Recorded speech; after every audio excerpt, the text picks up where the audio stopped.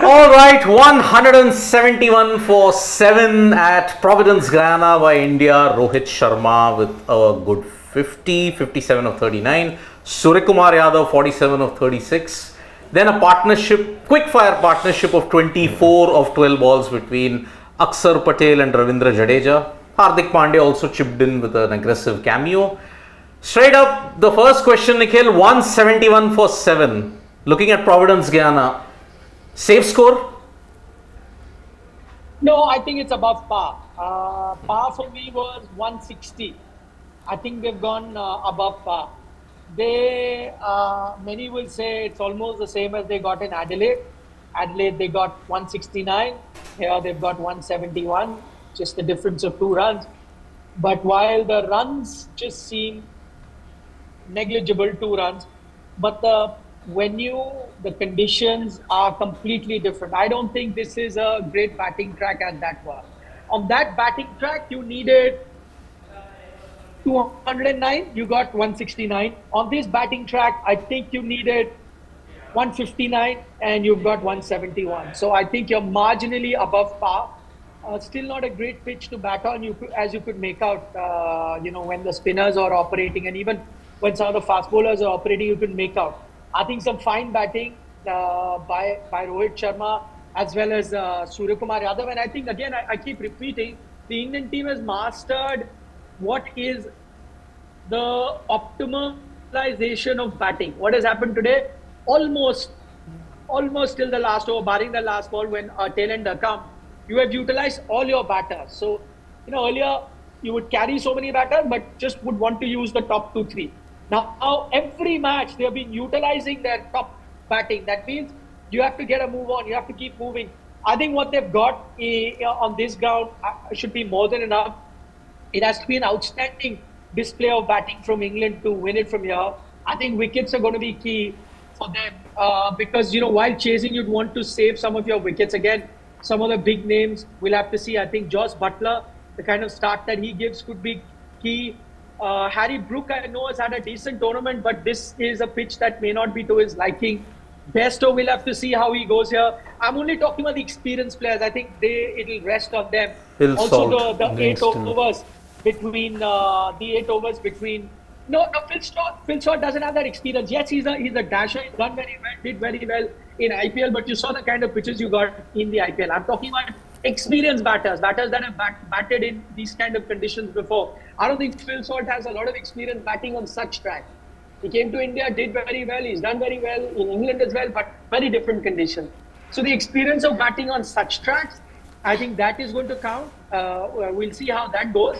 But I think 8 overs by the 2 star Indian bowlers, Kuldeep and Jasprit. I was watching bowl in the strip next to the main pitch before the game was to start, and in that pitch, which was right next to the main strip, because I'm guessing very similar conditions, he was turning the ball. You could see it from far away, not a grip, not a turn for him, but it tends to get that much turn no matter where he bowls. But I did see that. So crucial overs coming up with the Indian bowling arm is going to be a tough task. I still would not, even though I've said India have got above par, but I'm not saying that they are in a position where they should be runaway winners. I think I would have said that had they gone past 180, 190, 190 more so. But right now at 171, slightly above par, they'll be happy. See, again, going back to that Adelaide game, you were below par. You did not get what you needed to put on the scoreboard, and that's a kind of regret that the Indian batters had for the longest time. At least this game, whatever comes of it, I don't think you'll have a regret in terms of the score put on the scoreboard. You may regret that you did not execute your bowling plan, or you'll just stand and clap at an outstanding inning by some batter. That's another matter, but I don't think you'll be able to complain about not putting a par total or slightly above par total on the day. I think that complaint that the Indian team had for the longest time won't be there. So they've got their plans right. The other thing, the pitch might get slightly better to bat on, and I'm only saying that because initially stop-start rain, and a little bit of rain does tend to fall on the pitch no matter how quick you are with your covers. That could have made the pitch a bit damp in certain parts, and that would have caused that uneven bounce and that stickiness on the pitch, which wasn't allowing the ball to come in. Now we've got sun for a considerable amount of time. It would have dried those small patches of moisture, which will make batting slightly easier. But then again, it'll be good initially to begin with. Later on, you'll see, just as you saw with India innings, not very easy to hit on once the ball gets slightly old. So we'll see again, power play, how England start, all of those things are going to be crucial. I'll give you a quick weather update as well. See, that's where the bad weather comes from. See how blue and nice it is, which is also telling you that you should not have rain at least next hour and a half, which should be enough to get at least those 10 overs in. So pretty much having an official game, that other option of a game getting washed out is not going to be there. So you'll have 10 overs in at least, maybe even get 20 as things stand. But I'm saying worst case scenario, you're at least getting those 10 overs in.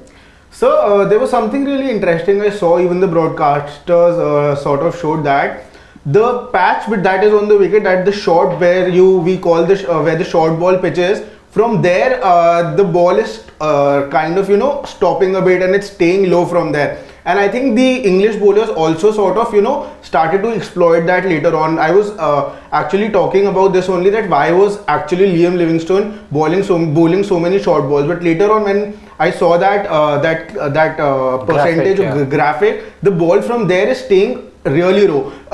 Even Shivam Dube, I feel the same plan was executed against Shivam Dube also, where the Chris Jordan hit that patch and then the ball sort of stayed low. So how do you think is the team going to utilize and play around that fact? Do you think we are going to see a lot of short balls by the Indian team?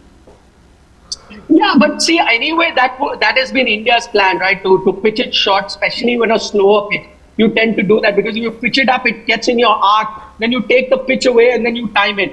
So that would have been the plan anyway. But that's exactly what I was alluding to, Shashwat, when I said the pitching gets slightly better. Those wet patches or those areas where there's a bit of moisture will ease out as the game progresses, as the sun keeps coming down. So it's only going to get better. So that advantage that England had, which I wouldn't say they optimally used it, but they did use it nonetheless. That may not be there with India. Maybe to begin with, let's see. I still haven't had a closer look at the pitch, but it will only get better for England unless of course you have another spell of rain, which at the moment doesn't seem like. So I think India will have to make do with what they have anyway. Still not a great pitch to bat on. As I said, 150, 55 is chaseable. 175 is a tough ask. Scoreboard pressure also. Remember, it's not that 169 that India got earlier. So with that in mind, it's going to be a tough ask. The other thing you spoke about Dube, I still felt, was I convinced to bring Dube instead of Rinku? No, I would have gone with Rinku. But to be fair to Dube here, I think you sent him in the wrong position. Yeah. I thought once Suryakumar Yadav got out, exactly. Got out, that was the time. That was the time you needed to send Jadeja being sent ahead of him just and you needed Shivam Dube, who bats against spinners, especially leg spinners who bring the ball in. At that situation, you needed to send him. I think you sent him at the wrong time. And what would have happened? Worst case scenario, he gets out trying to hit. But that would have given you the impetus to take it closer to 190. Would have allowed it had he connected a few. So that would have been a better place to bring him on. Maybe Hardik after that. But anyway, that's what the Indian team chose. So, but do you see any specific reason why would have the Indian team decided to send in a Jadeja ahead of Shivam Dube? Because earlier we've even seen Akshar Patel was coming ahead of Jadeja. But now today there was a spinner also. The sole reason you got in a Shivam Dube was that he could play spin really well. So sending in Jadeja, I wasn't able to really think of any reason. Were you able to think of a reason why that decision would have been taken? Oh, no, I can't think of any reason, which is why I was very surprised when Shivam Dube did not come out to bat at that point when Rohit Sharma gets out. Perfect timing for him. As I said, he could have thrown his bat. You didn't expect a long throw your bat. Collect a few sixes against the leg spinner, especially left-hander. And, you take India forward. You remember what happens then? You don't send a Dube. You send a Hardik, and even though Hardik actually hit later, but you had this period of about 10 deliveries that were bowled between Adil Rashid and Liam Livingstone, where India just got about 4 or 5 runs. Yeah. And Hardik were there. So Livingston finishes with about 22 and 4 overs. You could have pushed it from there to maybe Dube tonking it. So I think you've lost. You could have, again, as I'm saying, Dube there had another 10 runs at least. So you're looking at 181. So that was an opportunity lost. Maybe I'm playing the devil's advocate, maybe the only reason they went with a Jadeja later on, maybe thinking that, see, it's not a truer surface, the bounce is not even, that allows the ball to come in, so not to the liking of a Dubey, so let's send a Jadeja, because Jadeja, as you know, in these kind of conditions, he's done it in the past, in the IPL too, when you've not had the most ideal batting conditions, he still finds a way to collect runs at a quick pace. Maybe I'm just, again, devil's advocate, that could be the reason, but I'm not convinced. Dubey, at that situation, would have been perfect. You didn't want a good big innings from him. All you needed was a few big hits, makes a huge difference to the total. Okay, so still we're not too far away, in fact, from the first ball. Let's talk percentages very quickly and then we'll wrap this up. Nikhil, percentage chance, India, England. Oh, I said 55-45 at the start of the game. Now that India got slightly above par, I'm going 60-40 in India's favor. Same. 60-40.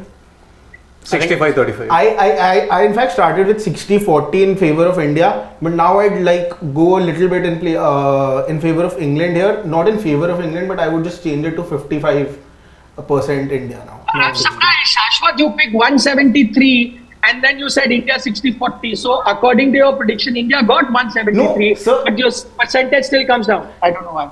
That's because at the wicket, how I thought that it's going to be really, there are going to be lots of demons in this wicket, but the wicket hasn't looked, it hasn't looked like a 140-50ish wicket. I feel that 170 now is a score that India will have to fight out this total to in this Okay. Yeah, I have increased my prediction 65-35 in India. Since I'd given England the upper hand and I'd chosen England to win, I actually think that this is a total which will test England quite a lot. Yeah. So I'm gonna go 60 India, 40 England. Yep. Yeah, so let's see, in maybe hopefully 1.5 hours, 1 hour 40 minutes time, we'll come to know whether India are making the trip to Barbados or not. So it's a decentish wicket. So the power play start will be important for England. Absolutely. I think the one thing they would have learned seeing India is that as long as the ball is hard and new, make the most of it, because once the slower bowlers and in that case the spinners come on, then run scoring could be very difficult and the ball could stay low as well. So make the most of the power play, and it'll be interesting if the attack is taken to the Indian speedster, especially somebody like Bumrah. How is it that he bounces back? How is it that he response to that attack from Salt and Butler? That's going to be an interesting one. But this pitch has been very anti-Providence like, because whatever you see in the trend, power play you score close to 7, middle overs it dips to 5.5, and then in the death overs it increases to 7. Here it's not been like this, and I feel that it has been 8 in the power play. You dipped in the middle, but you rose in the death. Very unlike Providence. So and that's I why think the batter I would be the most scared of and I would want India to get rid of at this point would be Phil Salt, even ahead of a Jos Butler. And the reason for that I feel is that he is somebody who can, take the momentum towards England and, he can just run away with the game. So I would want a Phil Salt to actually, Bumrah should come in. I mean, as someone who saw Phil Salt's destructiveness a lot this season, I will still say get Butler, because Butler, for one simple reason, Salt will get you a quick start, but Butler, the longer he bats, tends to become more dangerous. Yeah, I do agree, but for the only reason I'm picking a Salt here and not a Butler is that to counter Butler, I feel you have a Kuldeep Yadav in the middle overs and also Bumrah. So I feel he can be, negotiated, but Phil Salt is somebody, no matter who the bowler is, he can actually, just run away with the game. No, Fell short. But it is a very tacky pitch already. you look at it, if you bowl the cutter, it's just not coming onto the bat. Yeah. And that The only thing is India, how many bowlers? See, you only have 2 out and out pacers. Let's see how good Hardik can be with his cutters, because that's what I was thinking. The more I was seeing Jordan, I was thinking, Dubey, will they be tempted? But Dubey, his cutter, his stock delivery as good as a cutter, so it can't get slower than that. Rajat Bhatia. So that is why, so I think still it's advantage India. They have gone well past the par that was there in Providence. So above par, let's see, 1 hour, 40 minutes later. 19 more overs to go. We'll catch you 9 more overs for an official game, please. Okay. So see you guys by that time. We couldn't take questions, but longer chat, of course. will follow. What the mood is going to be, well, we'll have to see. wait and see. Another 90 minutes or so, we join you after that. Bye. Yeah, bye bye. Bye bye.